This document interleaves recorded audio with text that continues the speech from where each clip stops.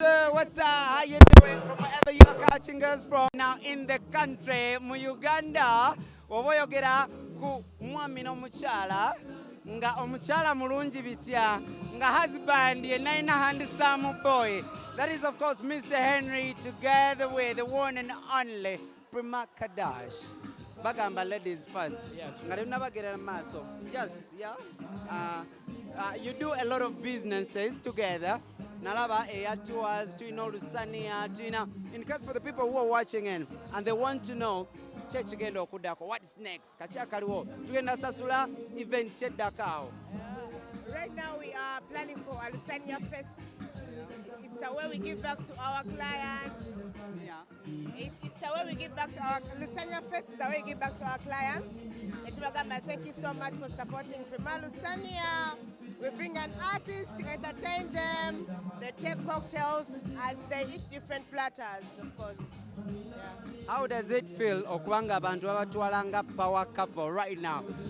Bina bye mulina okukolerako muno balina obbalawo bati mulina okukola kino oba it just goes with the flow? It goes with the flow. Yeah, because it's real. Yeah. How does it feel when people are talking about you buli kaseera? I like the way you say power. Over power, because for us we are normal people. Just like you, now Mukyala.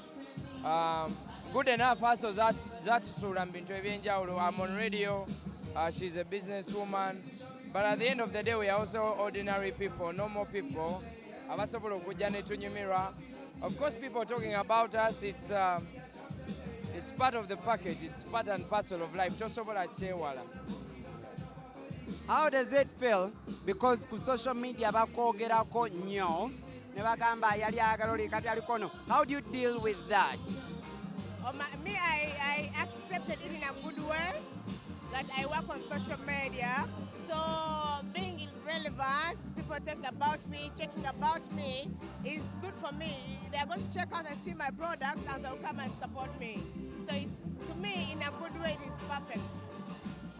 Mwagenda Galaxy Share Sembayo omukyala n'omugyayo ensasage kyali kitya? Teyalina nsasage kubanga yaliko n'abantu baali bamulazeeko ensi baali bamulazeeko ku platforms ez'enjawulo. You know what I mean? If it's from the bottom of the heart, then it will be real. Mutunuulire mulabe. What do you love most about Primah? What do you love most about her? She's a free soul, yeah?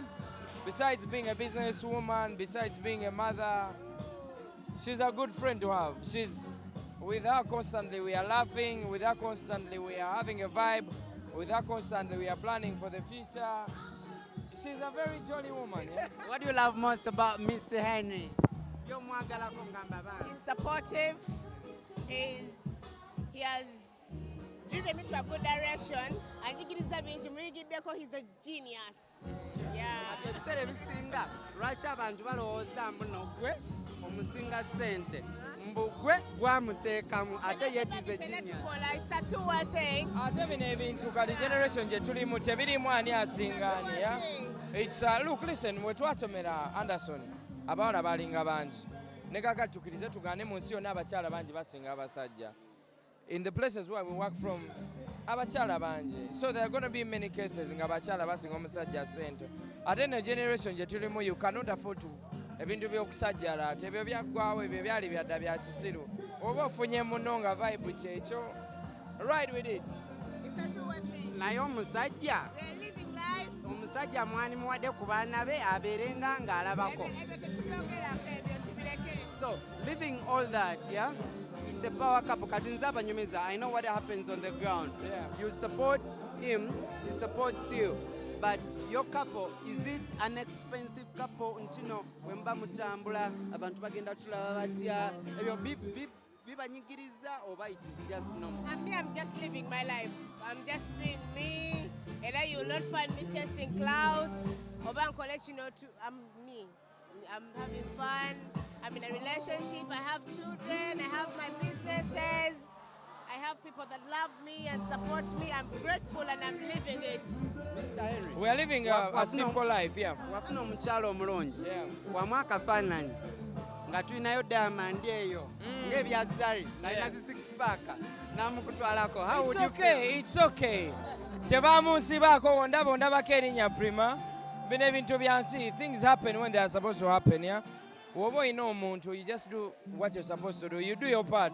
So that toda onewejjusa n'ogamba, I wish I did right by her, I wish I did this and this.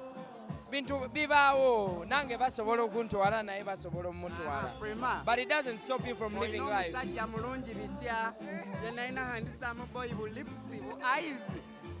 Kati ng'avaayo kizari nga kimwepikira nga bamukutwalako. How would you feel? In life, we are just enjoying. As we were winding up, of course, buli kaseera obeerawo n'ekitambula. I wanted to come on that tour. For some reasons I missed. But is there any other event joyinza otugamba nange nzije? We are actually planning to have a tour because Uganda Chinyima is supposed to happen 2 times a year.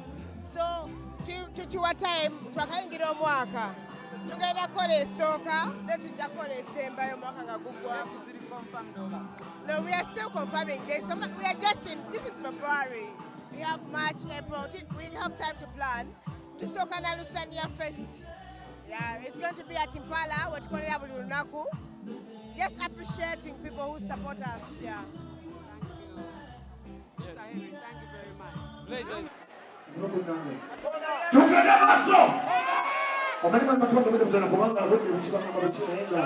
Njagala mpogera ngo namba kati mu Uganda ate ko bali kwambia bito ndeka ate ko bali kwambia kale kiro to tamzi tenye ko bali kaso ko kama yinde ko let's do this man